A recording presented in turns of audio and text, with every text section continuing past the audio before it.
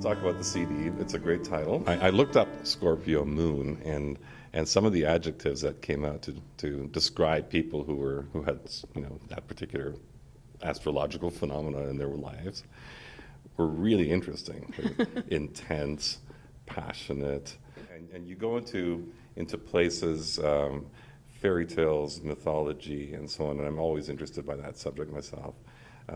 So what inspired this particular work? Well, like you said, fairy tales, stories, mythology, I'm very interested in that as well. And so a lot of my songs end up being what I would consider a sort of modern retelling, or a modern perspective. I guess that's a better way of saying it. A modern perspective on the stories that influenced me and that I think influenced a lot of people when they were growing up.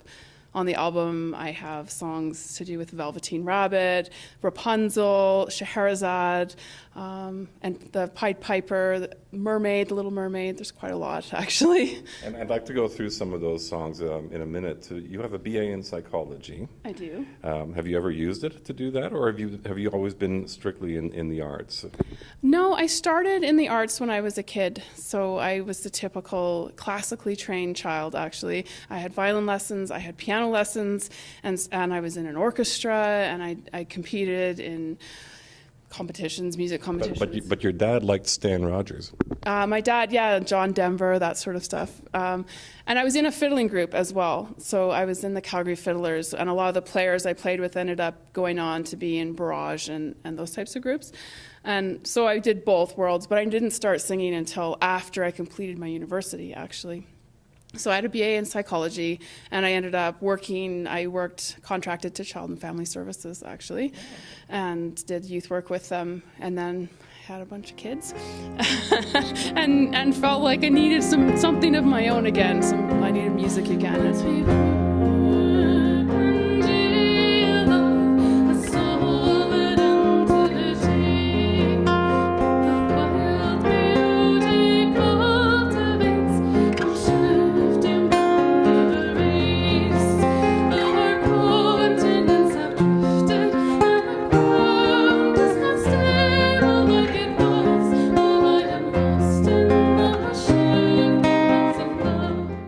To some of those songs, and what I like about what you've done with some of these very famous stories like Rapunzel is you kind of cut through the modern take on it. In other words, the Disney-esque perspective of those stories, and you just basically come right out there and say, hey, there's a whole lot more to Rapunzel than just a woman with long hair standing in a castle and singing.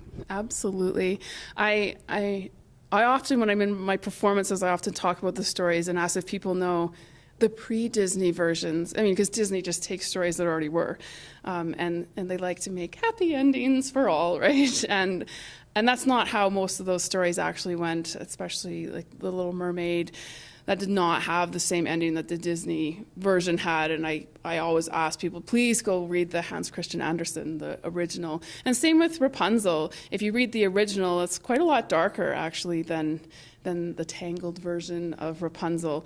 And I actually enjoy that a lot. I feel like it adds a little bit of depth to the story, a little oomph to the stories. And that one in particular, I wrote that for my daughters, because I think that fairy tales and mythology, the only reason that they still are around and these stories still exist generation after generation is because they still have something to tell us. They still have something that is meaningful, archetypes that speak to us on a human level.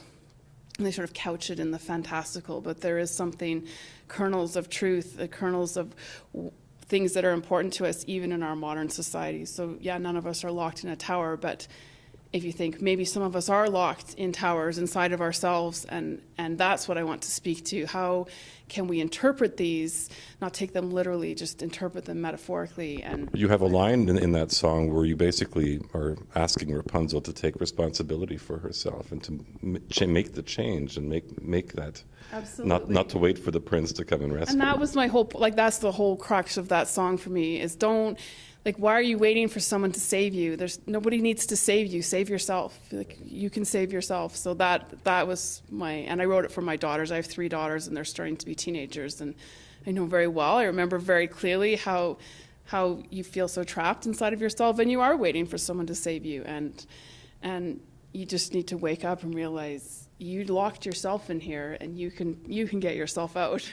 Let's talk about the music and the production. You use a phenomenal producer, Douglas Romano, and some great session players as well. Tell me what that experience is like for you. Oh, it's fantastic. I love recording in Toronto because there's just so many wonderful players. And Doug and I have a long-standing relationship. We have been working together for years. So he helped me develop my initial demos of my own music and did my 2009 CD Heartwood. And so there was no one else I wanted to do my CD because he understands what I'm trying to do, and we're just building on the relationship that we already have. I think that's really important, especially with emotionally charged music. You need to have someone you can trust. And he always picks the best players, and he thinks very carefully about who would be best to play with my music, not just who are the best players, but who is going to mesh really well with the music. And that's really important because now I have long-standing relationships with a lot of those musicians, and I perform with them when I go to Toronto, and I've performed with some of them here. So, well, congratulations, and have yourself a wonderful time. Thank you very much.